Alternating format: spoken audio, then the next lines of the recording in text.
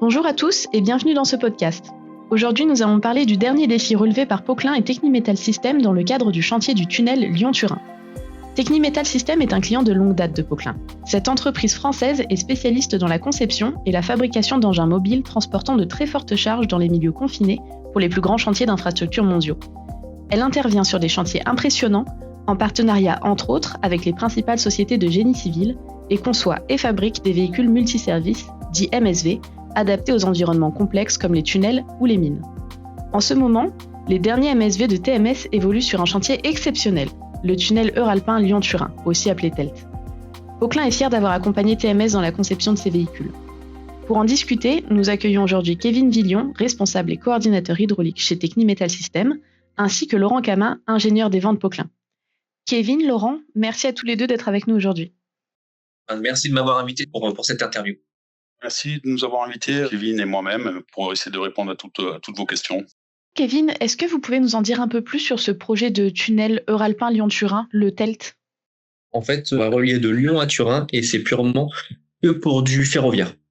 D'accord, donc on peut vraiment parler d'un chantier de grande ampleur, n'est-ce pas Laurent ? On est vraiment sur un chantier qui sort de l'ordinaire en fait, avec des véhicules un peu extraordinaires. Je rappelle simplement que chaque MSV a un PTAC, un poids total en charge de presque 200 tonnes. Ce qui n'est pas courant quand même. Alors justement, on y vient. Ces fameux MSV, Kevin, de quoi s'agit-il exactement ? Est-ce que vous pouvez nous expliquer quelles sont les missions de ces machines ? Les MSV sont des véhicules qui sont conçus sur mesure et qui permettent d'optimiser la logistique, notamment pour les projets de creusement comme les tunnels et les exploitations minières. Il y a plusieurs catégories de MSV. Il y a des MSV simples, qui est composé d'un seul châssis et qui est équipé d'un bloc d'alimentation et de 2 cabines, et qui peuvent avoir entre 2 et 10 roues qui peuvent être totalement directrices.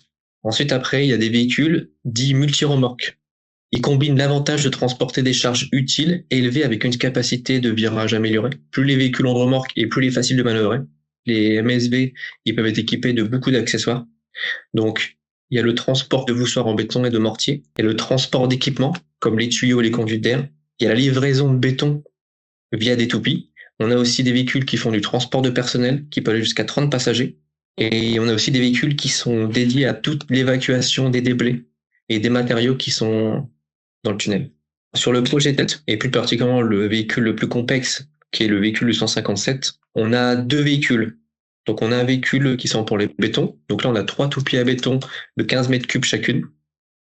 Et ensuite, on a un deuxième véhicule qui est dédié pour on appelle ça la production. Donc là où on aura des voussoirs et qui, lui, ira directement au tunnelier pour lui amener les voussoirs. Et le MSV béton, lui, il sert à faire le radier du MSV. C'est-à-dire que sur ce chantier-là, ils ont enlevé ce qu'on appelle ça des culvertes. Et ensuite, il faut remplir la zone où est-ce que les culvertes ont été enlevées et ça va être que par du béton. D'accord. Et combien y a-t-il de véhicules aujourd'hui sur le chantier à l'heure où on se parle ? Je crois qu'on est à 8 véhicules actuellement. D'accord. Je reviens sur le chantier en lui-même, du coup, parce qu'on parle vraiment d'un chantier pharaonique. Est-ce que vous pouvez nous en dire un peu plus sur les défis de ce chantier ? Le projet TEL U157 et plus particulièrement le projet TELT en lui-même, parce qu'on a plusieurs véhicules sur le chantier qui vont dans différentes pentes, est le projet le plus complexe à l'heure actuelle que TMS a fait. Pourquoi ? Parce que la vraie complexité de ce projet, c'est de retenir le véhicule dans la pente à 12%. Ok, donc une pente de 12%, un véhicule avec un PTAC d'environ 200 tonnes, c'est un sacré défi technique. C'était une première pour Poquelin, ça, Laurent ? C'était une première pour Poquelin, comme pour Technimetal d'ailleurs. Des pentes de 12% dans des tunnels, c'est des descendries de 12%, c'est quand même exceptionnel, c'est quand même assez rare. La descendre à 8 km à l'heure, c'est encore plus rare. Et en cas d'urgence, les véhicules doivent être capables de remonter la pente à pleine charge. Après, c'est impressionnant dans les chiffres, mais sur le chantier, c'est pas aussi impressionnant que ça. Une fois qu'on est dans le tunnel, on n'a plus du tout la perception de la pente. Donc on rentre dans le tunnel, où on voit vraiment la pente devant nous, mais une fois qu'on est dedans, on n'a plus la sensation, sauf quand on descend de la cabine et qu'on voit qu'on tient plus en équilibre. Et dans ces conditions exceptionnelles, donc, quel a été les choix techniques de Poquelin pour répondre à ce cahier des charges ? Le cahier des charges était quand même très complet de la part de Technimetal. Le choix il s'est porté assez rapidement sur nos moteurs haute performance, nos fameux moteurs MHP. On a beaucoup de roues motorisées. Tous ces moteurs sont également équipés avec des freins, donc 2 types de freinage, un frein dynamique et un frein de parking. Pour résoudre ces problèmes de capacité de retenue de charge, toutes les roues, même celles qui ne sont pas motorisées, reçoivent un frein de parking et un frein dynamique de chez Poquelin Hydraulique. Le deuxième choix, c'est aussi pour des questions de rendement de différentes vitesses. Le véhicule, il va pas à la même vitesse qu'on soit sur le Bucla ou dans la descente. Et donc, on n'est pas tout le temps obligé d'utiliser tous les moteurs hydrauliques qui sont installés sur la machine. Donc, de ce fait-là, on peut en décraboter. Quand le MSV il est à vide, on a certaines roues qui ne servent plus à rien. Et donc, les moteurs, ils sont complètement décrabotés, ce qu'on appelle sans traîne hydraulique. Donc, on peut garantir de bons rendements. En fait, tout ce qui va avec les rendements, moins de consommation, moins de bruit, moins de pollution dans le tunnel, qui est quand même relativement important. Nous, sur ce véhicule 157, on a vraiment Poquelin nous a aidé vraiment sur deux phases. C'est sur la phase, tout ce qui est la partie transmission hydraulique et transmission hydrostatique. Et aussi pour tout ce qui est la partie freinage, où est-ce qu'on y a inclus une valve qu'on ne faisait pas avant, qui s'appelle la valve relais, qui nous permet de garantir un temps de réponse supérieur au freinage. Le freinage, c'était le gros sujet technique lors de la conception du véhicule et les tests ont d'ailleurs été réalisés chez Poquelin. Est-ce que vous pouvez nous en dire plus là-dessus, Kevin ? Exactement. On a fait une demande d'étude et une demande d'essai à Poquelin sur deux moteurs d'IMHP20, donc les mêmes qui étaient sur 157. Ils les ont mis sur leur banc d'essai et ils ont simulé des freinages sur notre pente pour savoir combien de cycles on peut garantir avec les freins qu'il y a sur le moteur sur le véhicule. Pour descendre la pente, sur une pente de 2 km, il nous faut à peu près, je crois que c'est 350 coups de freinage. Donc, du coup, on a demandé de cycler ça et le constat a été que les disques Poquelin n'étaient pas usés, mais perdés en performance avec le cycle parce qu'on montait assez haut en température lors des phases de freinage. L'idée première, en fait, c'est que les freins Poquelin installés dans les moteurs puissent, quelles que soient les conditions, garantir une descente complète à 200 tonnes, d'en haut jusqu'en bas du tunnel. Que même si on perd tous les éléments annexes de freinage, et Dieu sait s'il y en a, qui ont été installés par Technimetal, si on perdait tout ça, on puisse s'assurer que le véhicule puisse descendre correctement la pente à une vitesse correcte et arriver en bas d'une façon sereine. Et ça a été fait dans notre usine de Verberie, à notre département essai en fait. Aujourd'hui, vous avez pu tester les véhicules en situation réelle ? Donc du coup, nous, on a fait des premiers essais avec un véhicule à vide et un véhicule avec 60 tonnes de charge. Pour l'instant, les premières phases de test qui ont été faites, le véhicule, donc avec la charge des 60 tonnes à 8 km/h, s'est très bien comporté. On n'a eu aucun problème et on a eu besoin d'activer qu'un seul niveau au niveau d'artifice hydraulique. Ok, très bien. Et quelles sont donc les prochaines échéances pour ce projet ? Nous, donc là, pour la phase 2, les premiers véhicules ont été livrés il y a à peu près 8 mois.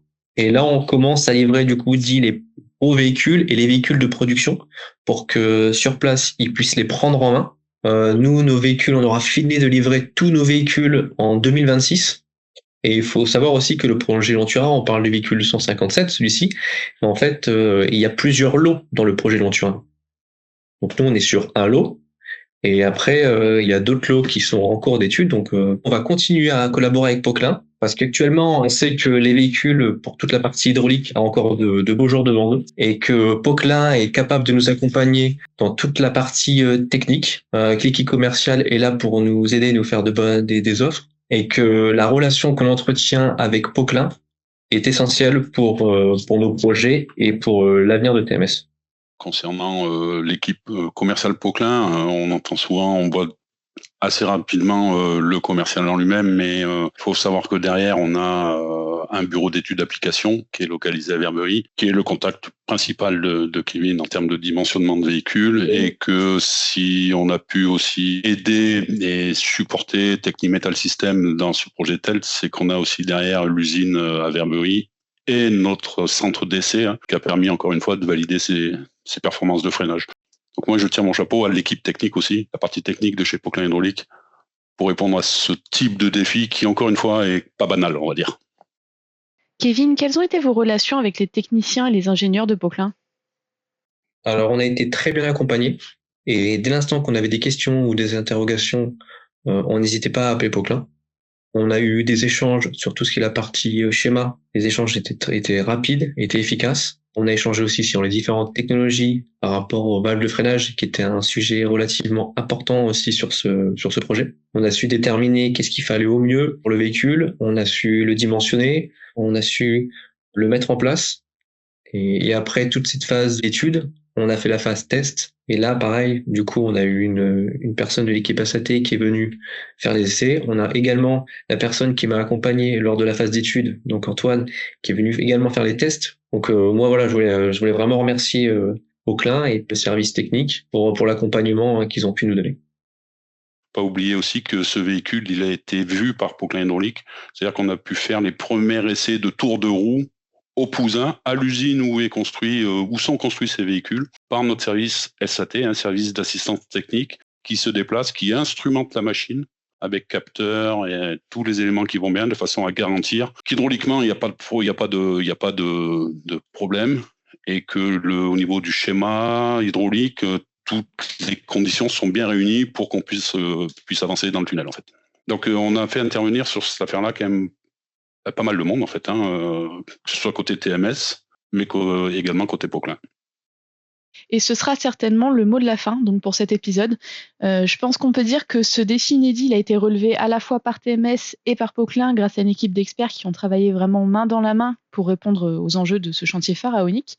Kevin, Laurent, merci à tous les deux pour cet échange très enrichissant. Merci à vous pour cette interview et puis merci de m'avoir écouté et d'être là, que Poquelin soit là pour nous. Kevin, merci à Technimetal de faire confiance à Poquelin. Plaisir de vous revoir et à bientôt, Kevin.